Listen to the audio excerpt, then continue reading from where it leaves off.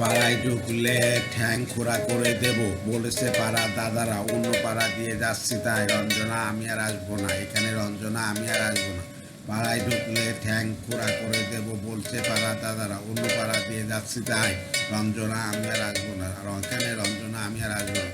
ধর্ম আমার আমি নিজে বেছে নেইনি, পদ্ধতিতে ছিল না যে হাত মসজিদে যেতে হয় তাই জোর করে যাই বছরে দুই একবার।